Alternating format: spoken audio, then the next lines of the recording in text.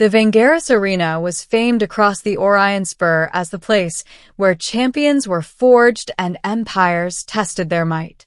It was the Colosseum of 1,000 species, a realm where power was currency and battle was worship.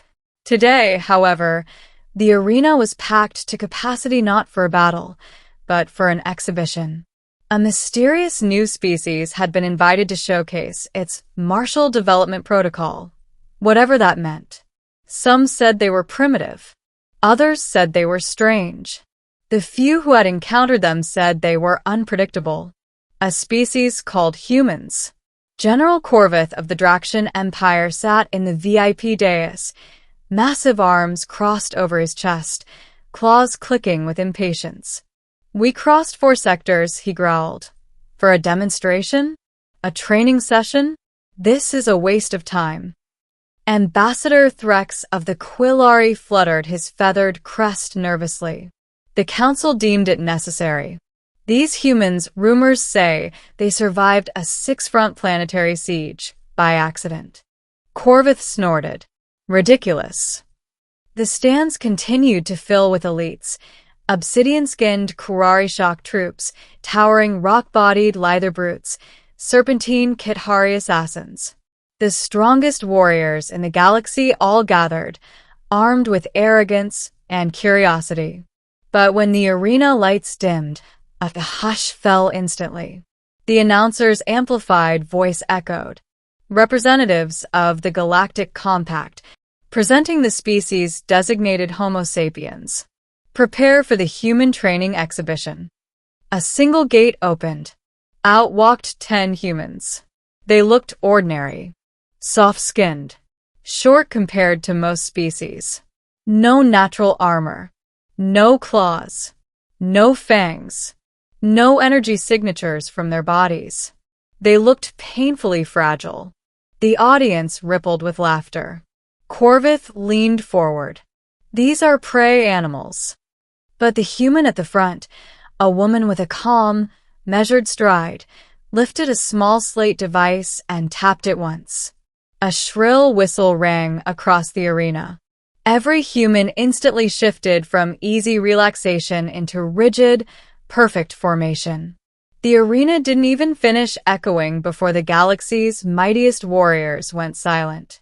Not because of the sound, but because of the speed. The middle, the training begins. Warm up, the impossible pace. Warm-up protocol, begin, the woman barked. The humans started running laps around the arena. At first, the crowd scoffed. Running? This was their demonstration? But after 10 minutes, the laughter faded. After 20, whispers began. After 30, even Corvith stopped sneering. "That pace," murmured a Kithari captain. "It shouldn't be sustainable." Humans weren't just running, they were accelerating. Their breathing was controlled, rhythmic. Their footfalls remained perfectly synchronized. Sweat glistened on their foreheads, yet none faltered. "That is not a warm-up," Ambassador Threx whispered. "That is a death march." At the 40-minute mark, the humans abruptly stopped, without a single one collapsing or panting uncontrollably. The arena was so quiet, one could have heard a photon drop. The human instructor faced the galactic audience. That was preparation, not the training. A wave of disbelief shuddered through the stands. 2. Strength, the human body's defiance. 3 tons of alloyed weights were dragged onto the field. A lither brute laughed so hard dust fell from his shoulders. "That is child's play." "Strength protocol," the instructor shouted. The humans separated, pairing off. Each pair lifted a slab of metal thicker than a Dracian tank's plating. With one hand, the arena gasped collectively. Then, as if physics itself bowed to their will, the humans began passing the slabs back and forth while sprinting. A lither brute stood so quickly his stone bench cracked. Impossible. Their muscle density is too low. Their skeletal structure. A metallic crack sliced the air. One human slipped, the slab slamming into the ground. But the human simply shook his stinging hand, adjusted grip, and continued. The instructor didn't even glance at him. The crowd stared with horror. "What is their pain threshold?" someone whispered. Corvitha's tail twitched. Non-existent? Or suicidal? The humans continued lifting, carrying, running, exchanging weights with dizzying precision. 30 minutes later, the instructor blew her whistle. The humans dropped the slabs. The ground trembled. They didn't. Not one. No exhaustion. No faltering. No collapse.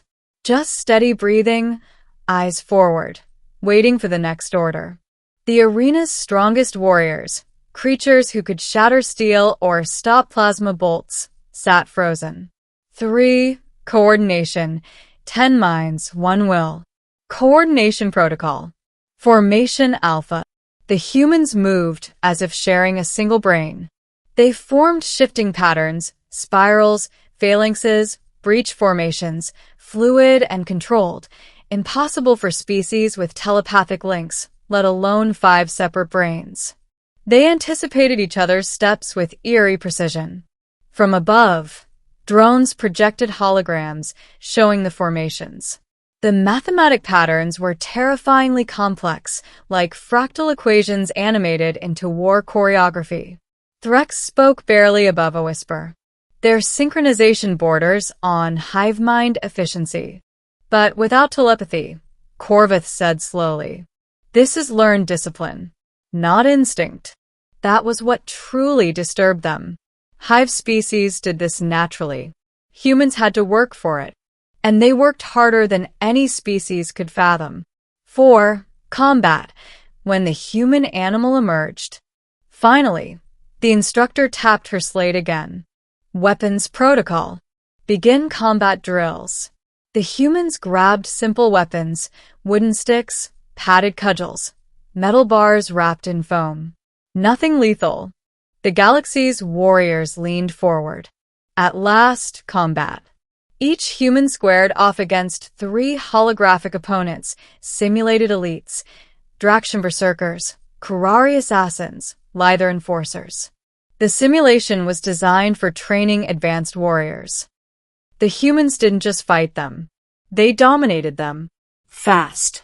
Efficient. Precise. The humans fought like water, fluid, unpredictable, unstoppable. Their footwork was impossibly adaptive. They used physics as their weapon, redirecting momentum, exploiting angles.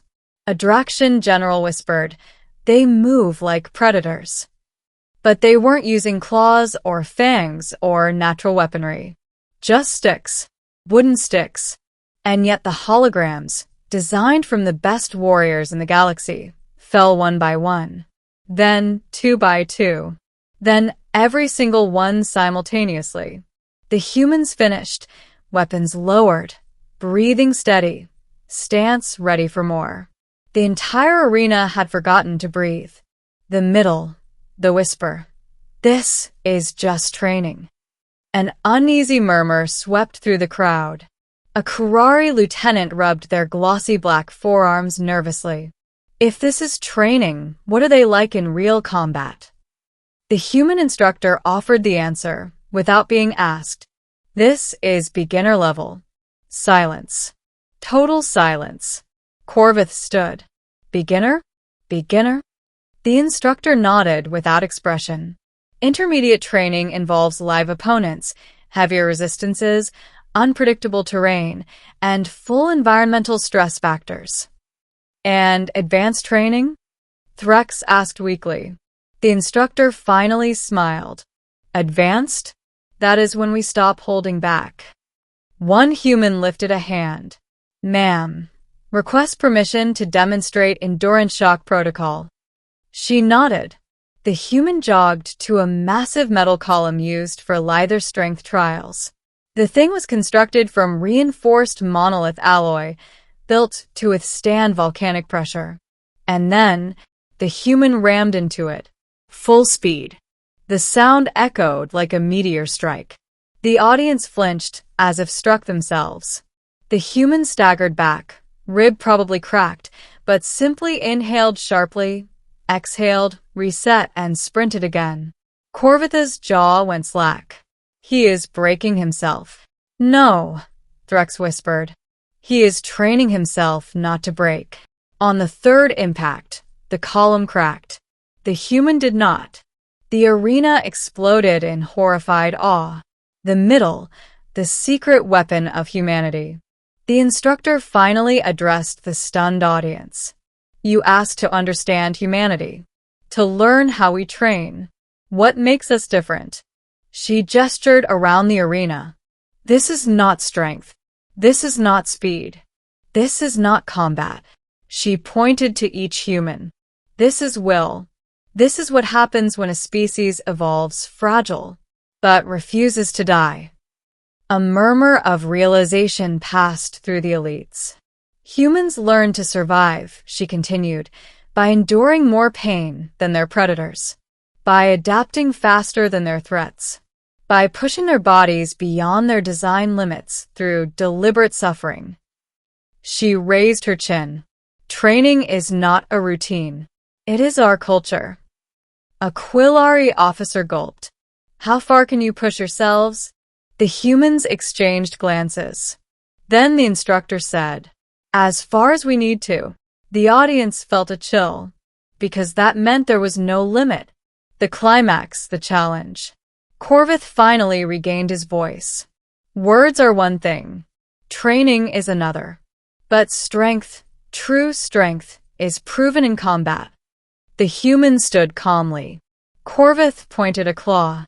I challenge one human to face one of my champions. A test of authenticity. The instructor looked at her squad. Private Haley. Step forward. A slight human woman, barely 5'4", walked ahead. Corvith laughed cruelly. This? You send this fragile thing? The instructor raised an eyebrow. Do you wish to withdraw? Corvith snarled. Let the challenge begin. A Draxian champion, a towering 8-foot beast of muscle and armor, stomped into the arena. The matchup looked absurd. The crowd leaned forward. The champion roared and charged. Haley moved. What happened next was so fast most species couldn't track it. A sidestep. A grip. A momentum shift. A slam. The Draxian champion, 200 kilograms of elite warrior, hit the arena floor face first hard enough to crack stone. Haley stepped back, hands up, breathing steady. The champion didn't rise. He wasn't unconscious. He simply stayed down. For the first time in his life, he knew he would lose if he continued. The arena erupted into shouts, disbelief, terror, awe. Corvith sat down slowly, fury draining into something he never expected to feel. Respect. Ending. The silent arena. As the humans lined up once more, the instructor surveyed the galaxy's mightiest species, now humbled, shaken, profoundly silent. You expected monsters, she said quietly. You expected mutants. Or cybernetic augmentation. Or forbidden weapons. She gestured at her squad. These are unaugmented baseline humans. Warriors of no special rank. Not chosen elites. Corvith whispered, if these are your ordinary soldiers, then fear the ones we call extraordinary, she finished. A fearful stillness settled across thousands of alien warriors. Because they finally understood. Humans were not strong because they were built strong.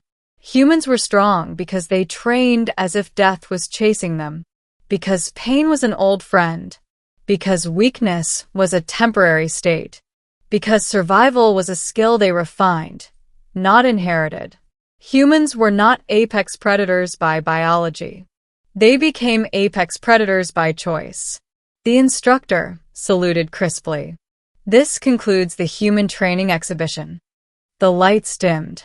The humans marched out, and all across the arena, the strongest warriors in the galaxy remained silent, haunted by a single truth. If this was how humans trained, what would they be like in war? The answer settled like a storm cloud over every veteran heart. Unstoppable.